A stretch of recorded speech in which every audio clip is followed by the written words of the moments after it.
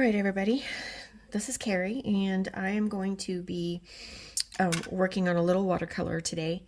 I'm going to be painting some daisies, and I took a few minutes and I drew on some daisies onto this little watercolor paper and little piece. It's a card. It's a 3x5 card, and I'm just going to be working on this piece. One thing about watercolor is biggest tip I have, especially for beginners, is to remind you guys that you need a plan. You have to start out with the idea in mind that you want to do, the piece that you want to paint, the things that you want to create. And part of that plan is knowing what parts of the paper are going to be white, because planning your whites is very, very important in watercolor. We use the white of the paper to be the white parts of our painting. There isn't really white paint for watercolor. That's really the big secret to watercolor is that you have to plan it out. Illustration of this to show you guys how I planned this out. Okay, so these are little white daisies. It's on a green background, and it has multiple different colors of green in it. Even has a little bit of like a dark brown in it. So what I'm going to start with here is I'm going to start with my background. Again, I want to keep the whites of the daisies white. Okay, so just going to kind of start feeding in some darker tones, some dark greens, maybe a little bit of brown in there. Let's see. So again, if you're going to be using a light color like yellow or, light green, again, you need to make sure that you're not overpowering those with other colors. You can't, it's kind of hard to, it's not like acrylics where you can paint over them. So I am going to take a cake here. I'm going to put water on it. I'm activating the color. I've got a couple of others here I'm going to be using. So just going to kind of be going back and forth over some of this. Okay. So watercolor is very light and loose. Okay, light and loose. So that's what I'm going to focus on right here, right now. I'm just going to be pushing around this color in around my daisies here. Again, I'm wanting to protect those daisies. I don't want to paint over them. So I'm going to keep my whites there. Okay, nice. I've got some darker colors. Okay. I'm going to take some more dark green, kind of put it into some areas. I'm just dropping this color, okay, in and around. So I'm going to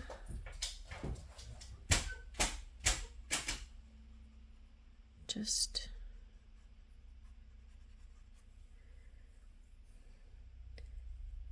start to plan out my greens. And some of this green is, like leaves that are little grassy leaves. I'm going to grab some of this bright green again. Going to drop that in there.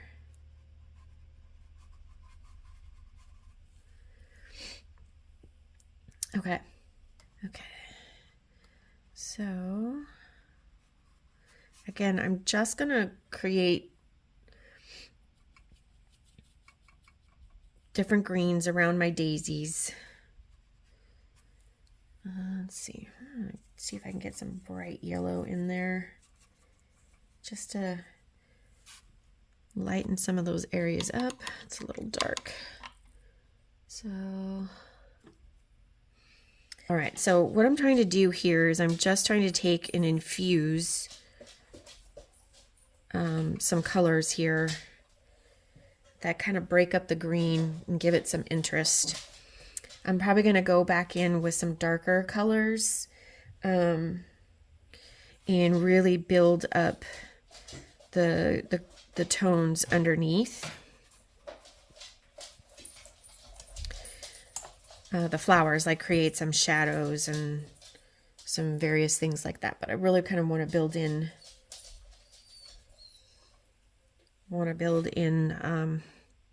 the greenery around these flowers. Again, saving my whites.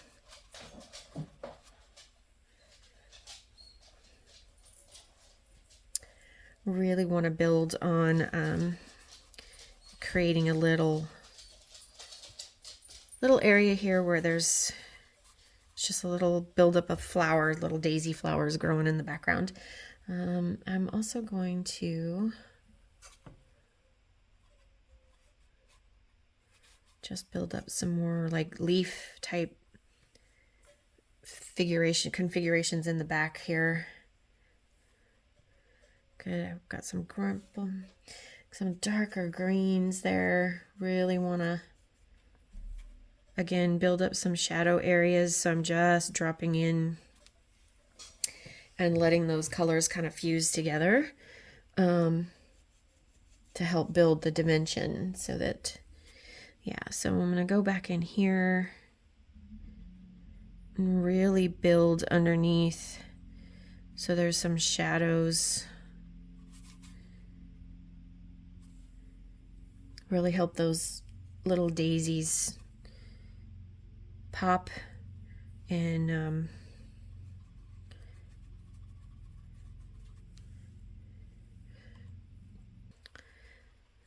so again, I'm just going to come back in here. I'm building up some of that darkness in there for those daisies so that they can stay prominent.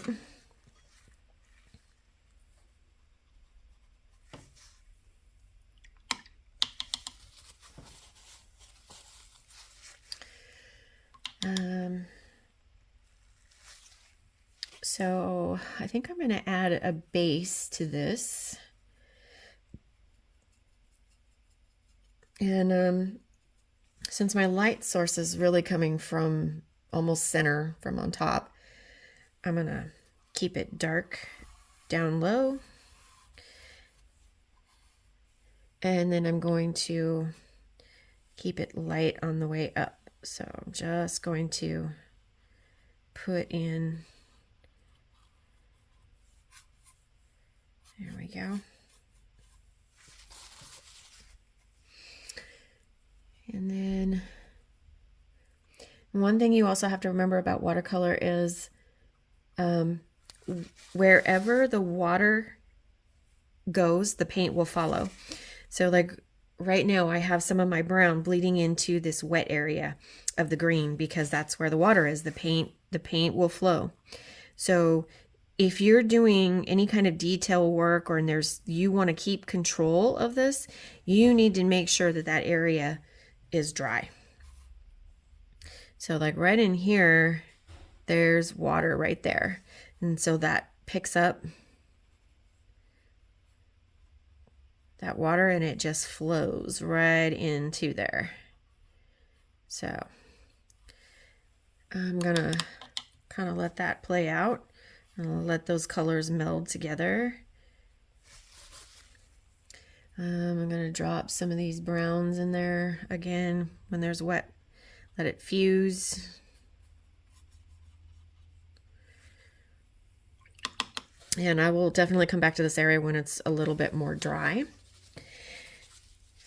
Pro tip, some pros will use hair dryers to help dry their paper so that they can keep going on something. They don't have to stop and wait a half hour for something to dry.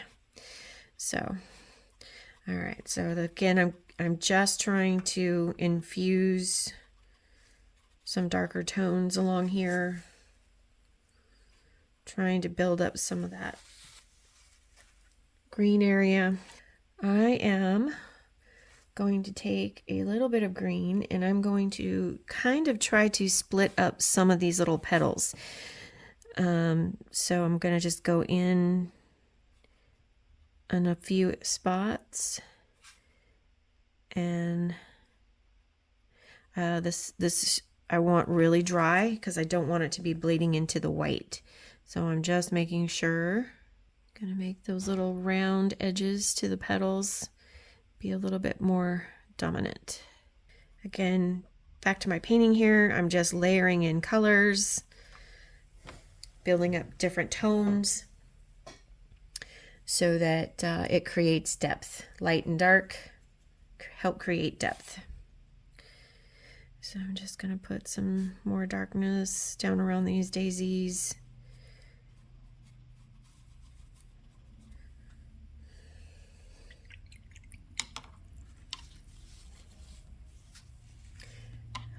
Kind of really help build in that color.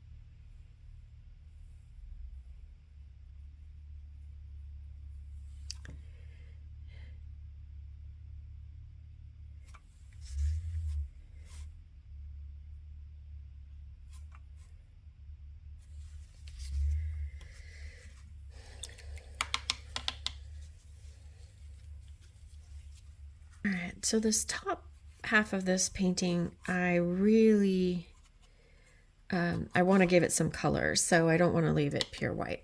So I'm just going to make like a light blue color. So this is maybe a blue sky here, just really light. I don't want a lot of pigment there. I just want to keep it light. So I'm going to start with very light tone at the top. I'm going to add a little more water and pull it down towards the green. But again, I really want to avoid touching the green because I don't want my colors to bleed together. So just really want just a touch just to kind of close off that upper area. I'm going to test my, yeah, still a little damp. So I'm going to wait before I start picking out and go back into there and put darker colors in there. I'm going to jump to my little daisies here, and I'm going to put in their yellow centers. So they have some really pretty yellow centers. And again, the area is dry. I don't have any water there, so it's going to put it right where I want it. And it's going to stay there.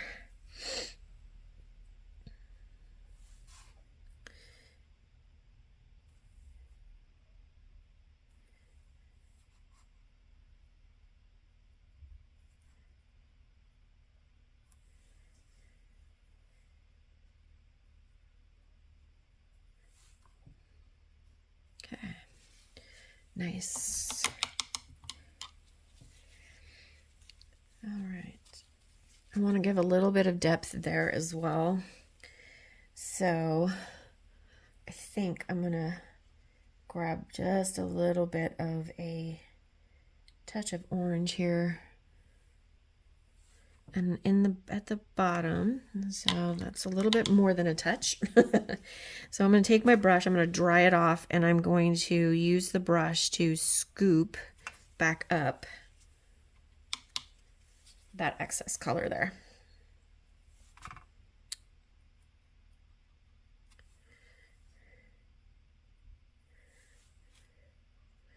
I'll put some more yellow in there. There we go. Nice. I'm just just a little bit of color along that edge, a little bit of orange to just help really build the center there. Might be a little hard to see on the video, but it's there. Again, helping to build that depth so that it has some dimension and depth and looks 3D. Okay. Definitely going to go back in and put a little bit more yellow again. Just because sometimes as it dries, it gets light. So again, this orange is just supposed to be a touch.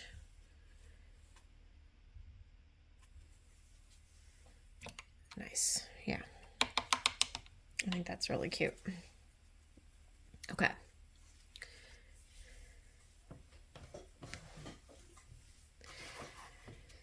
Alrighty, let's see here. Yeah, it's getting there. Might be ready for some. So let's go back into the dark.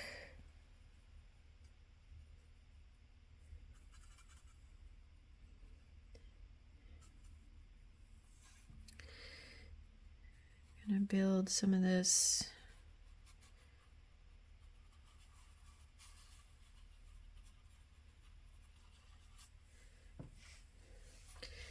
And again, having light and dark on showing up in here is very important for that dimension. Just can't say that enough. But you have to, you know, with watercolor, you have to work backwards. You have to plan your whites first, the areas that you want to keep light and bright, and then slowly build up your colors.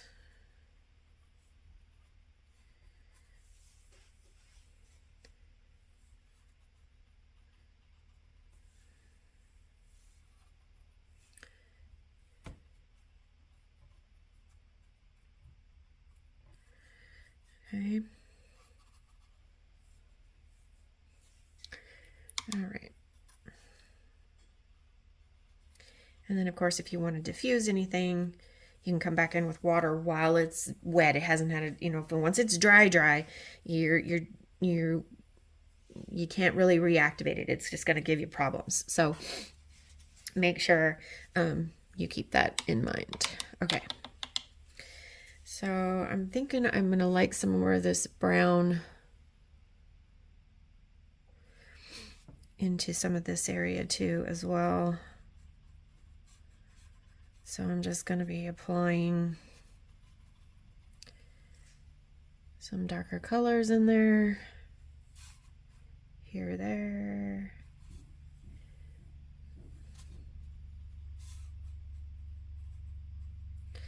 Again, I don't want to get too wild and crazy here, but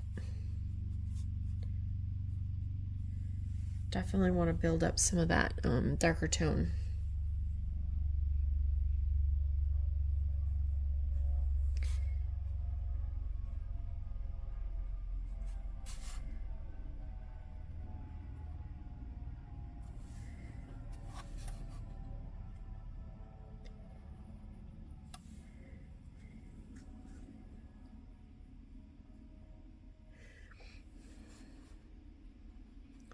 So definitely liking how some of this darker tone is coming in here.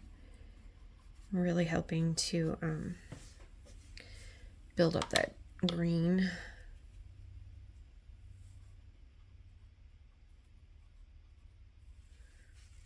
Cool.